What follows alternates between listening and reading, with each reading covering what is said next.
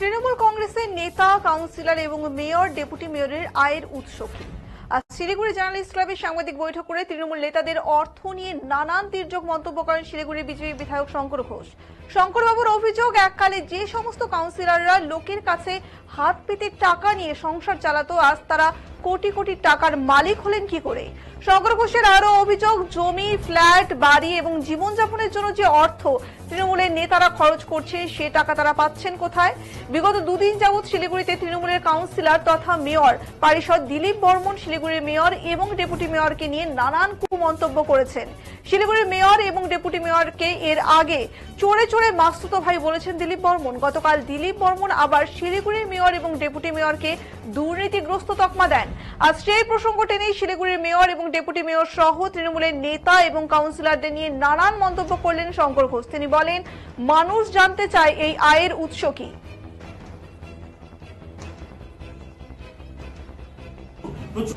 দাদা, আপনি এই ধরনের মাননীয় মেয়র পরিষদ দিলীপ বর্মন সাহেব কতগুলো কথা তিনি বারংবার তুলেছেন এবং আমি মনে করি এটা সামগ্রিকভাবে শিলিগুড়ি শহরের কাছে লজ্জা। একজন মেয়র পরিষদ, তিনি শহরের প্রবীণ রাজনীতিবিদ, দীর্ঘদিন রাজনীতি করেন, মেয়র এবং ডেপুটি মেয়রকে চোরে চোরে মাসতুতো ভাই বলে আখ্যায়িত করেছেন। শুনেছি নাকি এবার আত্মহত্যার হুমকিও দিয়েছেন।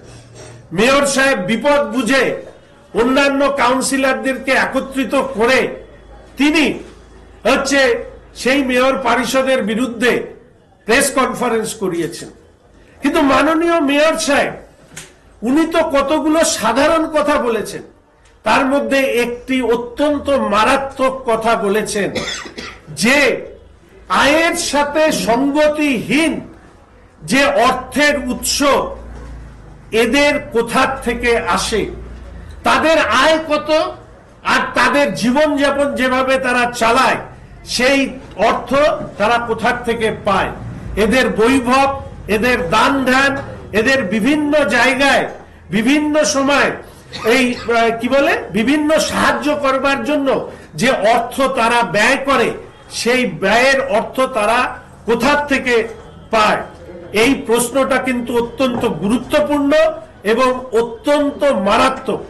শিলিগুড়ি শহরের অনেককে আমি বলতে শুনেছি, আমরা ছোট থেকে এই শহরে বড় হয়েছি, অনেকে আমাদেরকে বলেন যে এরকম অনেকে আছেন জনপ্রতিনিধিদের যারা বন্ধুদের কাছ থেকে 500-1000 টাকা চেয়ে তাদের পরিবার চালানো বা তাদের ব্যক্তিগত কাজে তারা সংগ্রহ করতেন, আজকে তারা হাজার হাজার কোটি কোটি টাকার মালিক হয়ে যাচ্ছেন, হাজার হাজার লক্ষ লক্ষ কোটি কোটি টাকার মালিক হচ্ছেন। এই টাকা কোথা থেকে আসছে? এই প্রসঙ্গে শিলিগুড়ি মিউনিসিপাল কর্পোরেশনের শাসক দলের একজন অত্যন্ত বর্ষিয়ান পরিষদ, তিনি একটি গুরুত্বপূর্ণ কথা বলেছেন। আমার মনে হয় তৃণমূল কংগ্রেসের এই বর্ষিয়ান যে কাউন্সিলর, এই কাউন্সিলরের কথাটা অত্যন্ত গুরুত্বপূর্ণ, যুক্তিসম্পন্ন। তিনি বোর্ড মিটিং এ উঠে দাঁড়িয়ে এই কথা বলেছেন যে এর আগে যতজন মেয়র ছিলেন, বিকাশ ঘোষ, শ্রীমতী গঙ্গোত্রী দত্ত, শ্রী অশোক ভট্টাচার্য, তারা কেউ বিল্ডিং এবং পিডব্লিউডি ডিপার্টমেন্টের এমএমআইসি হিসাবে তারা কোনোদিন দায়িত্বে ছিলেন না। তাহলে বর্তমান মেয়র কেন এই দুটো গুরুত্বপূর্ণ দপ্তর নিজের হাতে রেখেছেন? প্রশ্ন হচ্ছে এখানেই যে শিলিগুড়ি শহর জুড়ে বেআইনি বিল্ডিং এর অর্থের লেনা দেনা, অর্থের আদান প্রদানের মাধ্যমে কোনোটা ভাঙা পড়ছে, কোনোটা স্থায়ীভাবে থেকে যাচ্ছে।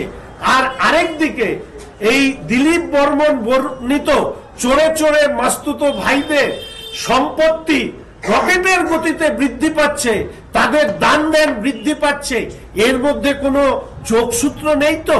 এই প্রশ্ন কিন্তু শিলিগুড়ির মানুষ জানতে চায় এবং জানতে চায় বলেই আজকের দিনে দাঁড়িয়ে আমরা এটা চাই যে শিলিগুড়ির মানুষ চর্চার মধ্যে আসুক যে এর আগে কখনো কোনো মেয়র কোন ডেপুটি মেয়রের সম্পর্কে এই ধরনের সরাসরি অনৈতিক অর্থের লেনদেন এবং এই ধরনের বৈভব, এই ধরনের অহংকার, এই ধরনের সরাসরি অর্থ দিয়ে সহযোগিতা করার শিলিগুড়ি শহরের কেউ আগের কখনো দেখেনি।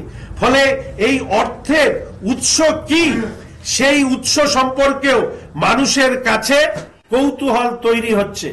আমরা ভারতীয় জনতা পার্টির পক্ষ থেকে এবং আমি একজন বিধায়ক হিসেবে শিলিগুড়ির নগরবাসীর কাছে এই প্রশ্ন আমি তুলে ধরতে চাই যে আজকের দিনে দাঁড়িয়ে একবার আপনারা ভেবে দেখবেন যে শহরের মহানাগরিক, উপমহানাগরিক তাদের সম্পর্কে সরাসরি অর্থনৈতিক দুর্নীতি, আয়ের সাথে সংহতিহীন অর্থ, এই অভিযোগ উঠছে সামগ্রিকভাবে শিলিগুড়ি শহরের ছাত্র যুব যারা বড় হচ্ছে, মেয়র এবং ডেপুটি মেয়র সম্পর্কে তাদের কি ধারণা হচ্ছে।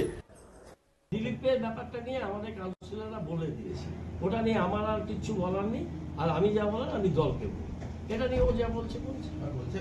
একটি বিশেষ নির্দেশিকা আছে।